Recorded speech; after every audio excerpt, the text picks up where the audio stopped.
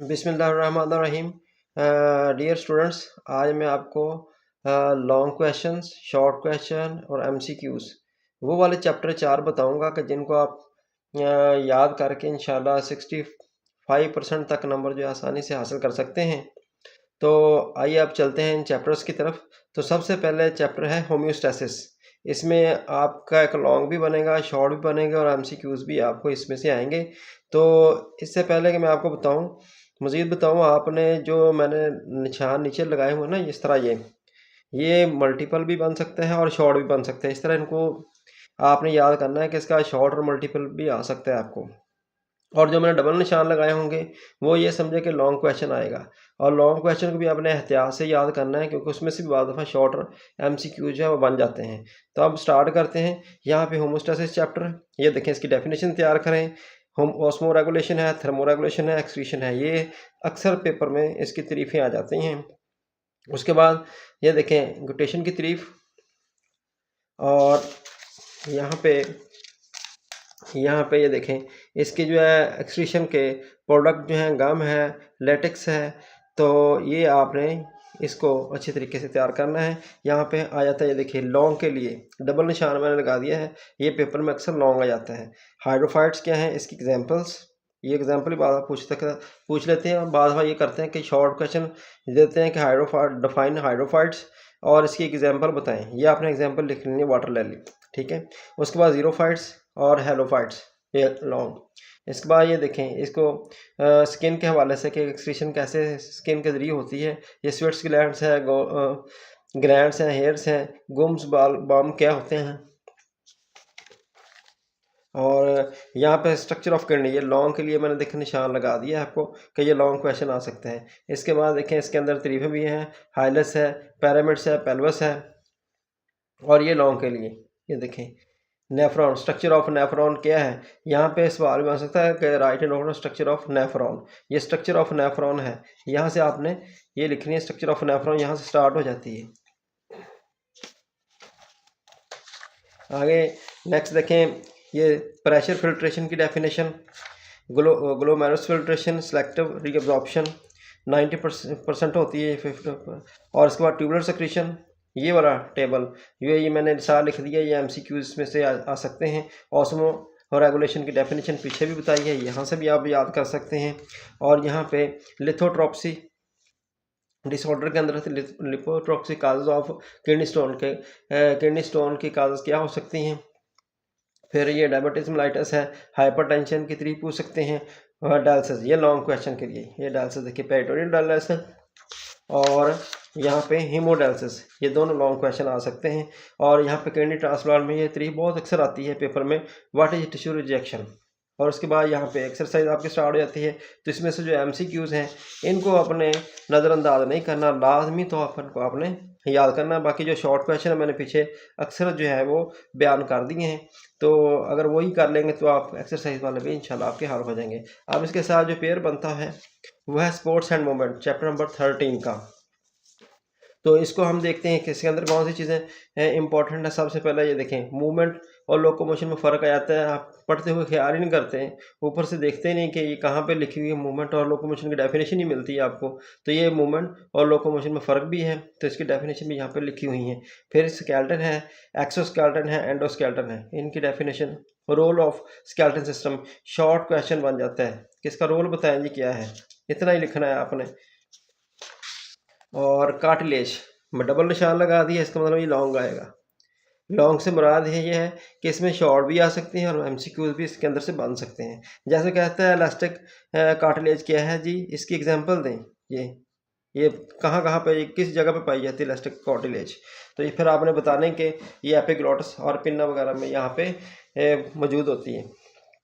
उसके बाद ये bone, compact bone, spongy bone, definition करें आप। ऑस्टियोसाइट डेफिनेशन है, ये एमसीक्यूज के लिए। और यहाँ पे लॉन्ग क्वेश्चन बनेगा आपका कि human component of human skeleton, ये बयान करें। ये भी टाइप ऑफ जॉइंट्स, ये भी लॉन्ग क्वेश्चन आ जाता है। ना भी लॉन्ग क्वेश्चन आए तो hand joints, movement joint, ball and socket joint क्या होते हैं, ये पूछ सकते हैं आपसे। फिर role of tendons and ligaments, इनकी सिर्फ आपने तारीफें याद करनी है ये वाली। टेंडेंट्स और लिगामेंट्स की तारीफें। फिर यहाँ पे आ जाती है origin, insertion, antagonistic movement, flexor, extensor, ये सारी तरह आपने तारीफें इनकी करनी है। बाइसेप मसल क्या होते हैं, ट्राइसेप मसल क्या है, और ये लॉन्ग क्वेश्चन है।